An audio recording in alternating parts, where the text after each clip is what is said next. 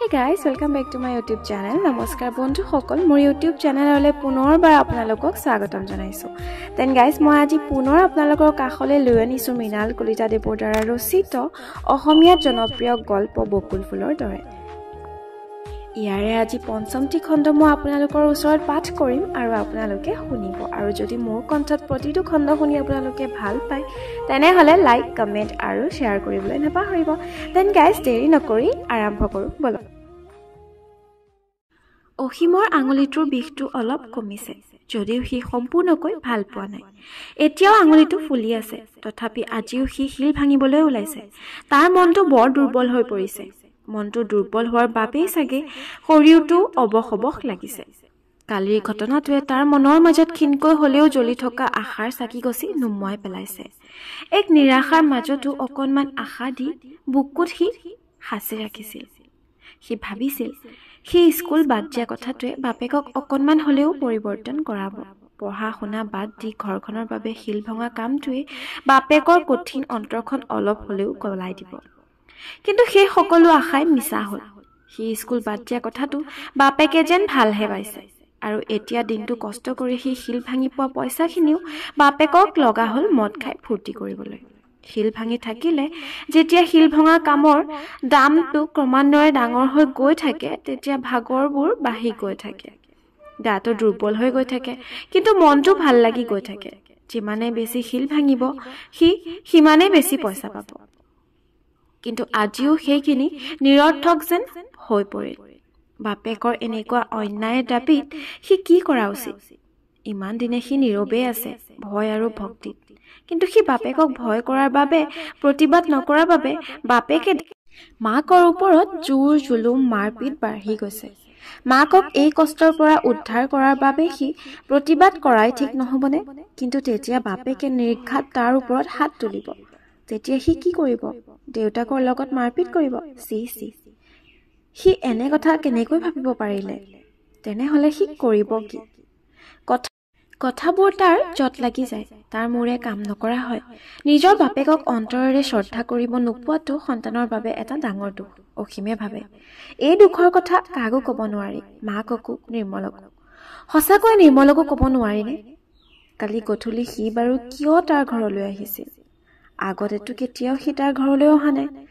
আৰু সেই যে সিদিনা সি তাক সুধিছিল, তোৰ কি হৈছে মোক কবি অসীম? তাৰ খুব ক্ষীণ কণ্ঠৰে অথচ গভীৰভাৱে কোৱা শব্দকেইটা এতিয়াও যেন তাৰ কাণত বাজি আছে। আপোন কাৰোবাক, অন্তৰংগ কাৰোবাকহে তেনেদৰে কথা কব পাৰি। নিৰ্মলে তাক নিজৰ বুলি ভাবে, অথচ সিটো পঢ়াত তাৰ প্ৰতিদ্বন্দ্বী আছিল, পলাইছিল, আনকি কালিও। অথচ নিৰ্মলৰ কথা মনলৈ আহিলে সি যেন দুৰ্বল হৈ যাব খোজে। বুকুখন আবেগবোৰ যেন ঢৌ তুলি সংযমৰ পৰা বাগৰি যাব খোজে। ডিঙিত কিবা এসোপাই হেঁচা মাৰি ধৰে, চকু দুটা তিতি আহিব খোজে। বুকুত জমা হৈ থকা কাকো কব নোৱাৰা কথাবোৰ উঠলৈ আহিব খোজে। বহুত কথা কবলৈ মন যায়, কিন্তু কথাবোৰ কব কেনেকৈ? এইবোৰ কথা কেনেকৈ কব লাগে সেইটো সি নাজানে। আম ফৰমঠিয়াবলৈ যোৱাৰ কথা, বৰশী বাবলৈ যোৱাৰ কথা বা পূজাত যাত্ৰা পাৰ্টি চোৱাৰ কথা পাতিবলৈ সমস্যা নাই, কিন্তু এইবোৰ কথাবোৰ ভাবি আহি অসীমে কেতিয়া যে স্কুলৰ সন্মুখ পাইছে তাৰ কোনো খেয়ালেই নাই। সি স্কুলৰ গেটৰ ওচৰত ৰল। ল'ৰা ছোৱালীবোৰ স্কুললৈ আহিবলৈও এতিয়াও বহুত সময় বাকী আছে। সদায়ে সি যেতিয়া ৰাতিপুৱা শিল ভাঙিবলৈ যায়, স্কুলৰ চৌহদটো নিৰ্জন হৈ থাকে, আৰু শিল ভাঙি অহালৈকে আন্ধাৰ হবলৈ আৰম্ভ কৰে। তেতিয়াও স্কুলৰ চৌহদটো নিৰ্জন হৈ থাকে। সি নিজে স্কুল আৰম্ভ হোৱাৰ আগত ঠাইখিনি পাৰ হৈ যাবলৈ বিচাৰে, আৰু সি শিল ভাঙি উভতি আহি স্কুল ছুটিৰ পিছত আহিব বিচাৰে। সি লগৰ কাকো লগ পাব নিবিচাৰে, আৰু তাৰ লাজ লাগিব, মনটো বেয়াও লাগিব। তথাপি তাৰ মনটো বেয়া লাগেই। স্কুলৰ ওচৰ পালে এনেধৰণৰ দুখৰ অনুভৱে তাক দুৰ্বল কৰি পেলায়। তাৰ খোজবোৰো বেগ কমি আহে। গোটেই চৌহদটো অসীমে ভালকৈ চালে। চৌহদটো এতিয়াও কুঁৱলীয়ে আৱৰি ৰাখিছে। অসীমে বকুলজোপালৈও চালে। খুব যেন অন্তৰংগ বন্ধু এজনক সি স্কুলৰ ভিতৰতে এৰি থৈ আহিল, তাৰ এনে লাগিল। সি নিজেও যেতিয়া সমনীয়াৰ সংগৰ পৰা আঁতৰি ফুৰিবলৈ আৰম্ভ কৰিছিল, এই বকুলজোপাই তাৰ আপোন হৈ পৰিছিল।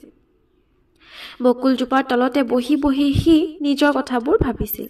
আনকি পৰীক্ষাৰ ৰিজাল্ট দিয়াৰ দিনাখনো এটা বেলা বকুল ফুলজোপাৰ তলতেই বহি বহি পাৰ কৰি দিছিল। বকুলজোপালৈ তাৰ বৰ দুখ লাগিল।